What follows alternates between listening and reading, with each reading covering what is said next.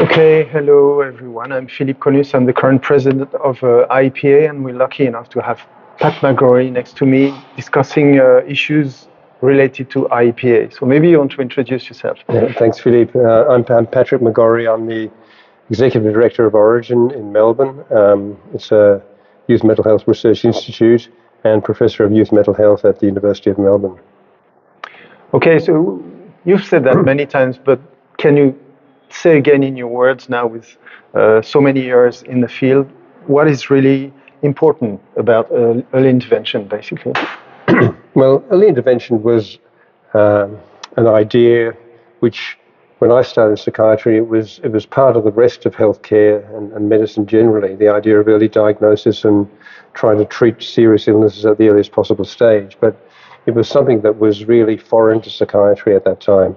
Psychiatry was a very pessimistic enterprise, particularly the area I was interested in, which was schizophrenia and psychosis.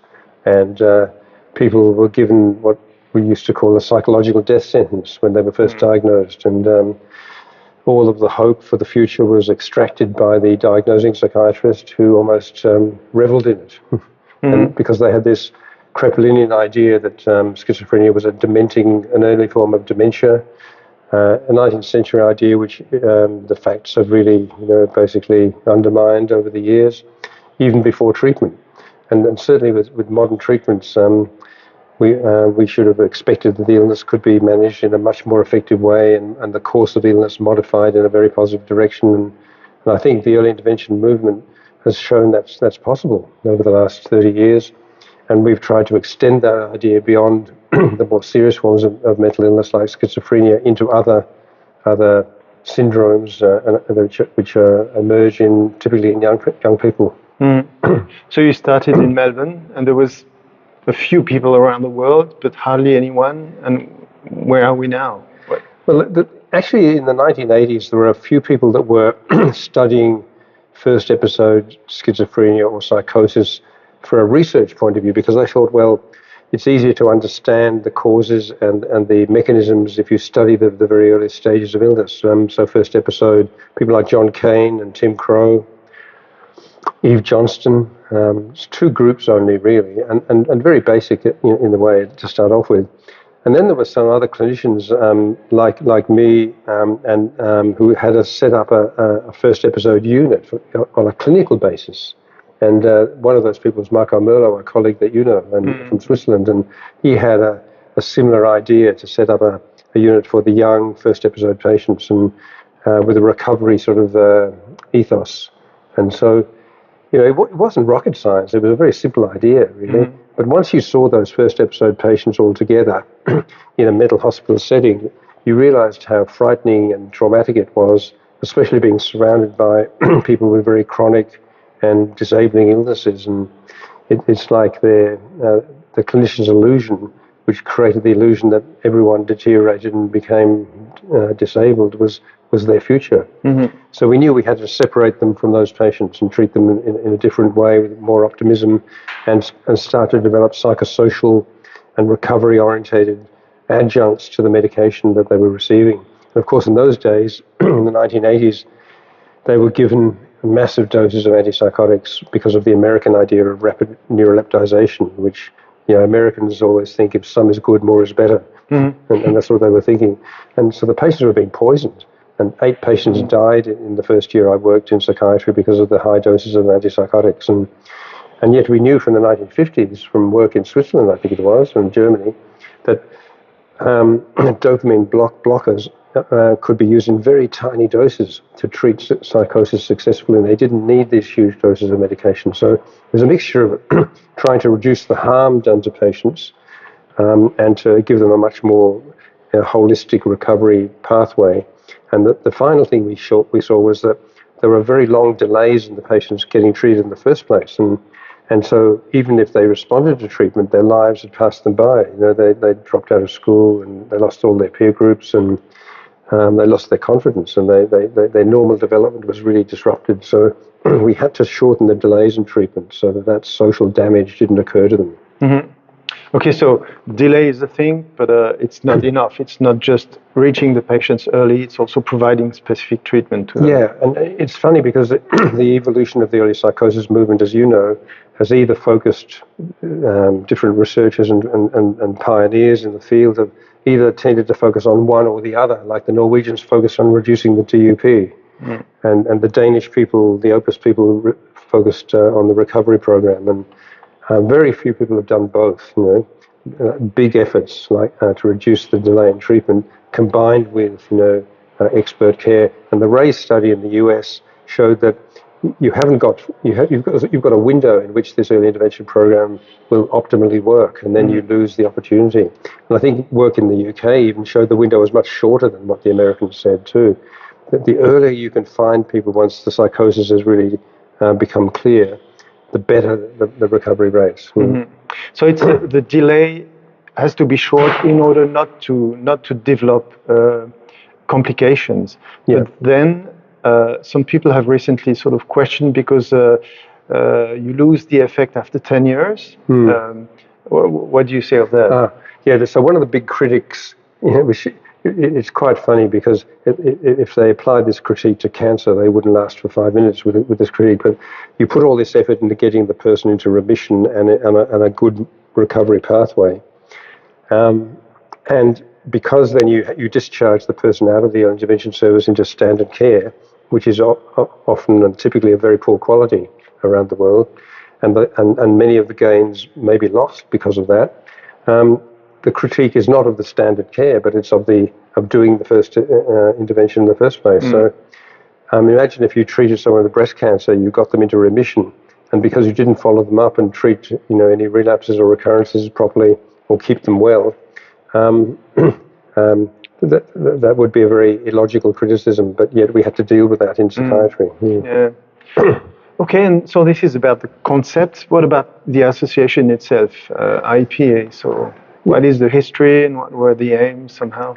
Well, I suppose what we've learned, and maybe we had the idea, it's hard to remember, it's so long ago, but the first conference was in 96, and it was an international conference in Melbourne linked to the CINP.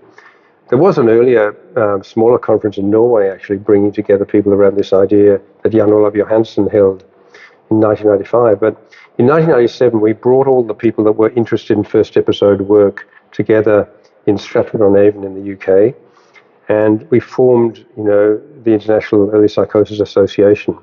And we registered in Victoria, and we employed a secretariat to operate it. And the idea was to basically resource and support an international network of people with a common purpose, to promote early intervention in psychosis. And there were people already from several countries, and that grew and grew. And so now we're at number 15 of these conferences. And probably about 10 or 15 years ago, we decided to broaden the prototype of early intervention for psychosis to cover other, emerging, potentially serious illnesses in the same age group, or any age group for that matter, actually. But so depression, bipolar, anorexia, borderline personality, all the really potentially serious forms of mental illness as they emerge, and to try to apply that principle across the whole spectrum. And that's been a successful transition, I think. I think the conference now includes a lot of other, a much broader focus. And it's a good blend of science, clinical expertise, advocacy and reform, and especially in the last 10 years, including the voice of the people affected by these illnesses, the lived experience. And they're very prominent at this conference now. And it's a very different experience from lived experience in adult psychiatry, where there's a lot of tension and I suppose, conflict. In this early intervention field, we have got a very synergistic relationship with the people with lived experience. Maybe I could add the point of view of because we created a French-speaking branch recently, and which has now counts about 500 members, and actually we felt we did that because we had the impression that many clinicians, it's not their native language in our countries, so they don't come to these conferences. And we felt we needed a place where also clinicians would come and learn about practices. So we created this branch, and we have now a Spanish branch, and there's an interest for a German branch as well. And I think it's also because we feel the language is the vector of clinical experience, and we have a big attendance. So I think it's also development, and to develop, try to see what IEPA can do for early career people. We had a meeting today to try to push early career, and also to try to push lived experience people. So I think it's good to make this association even more lively.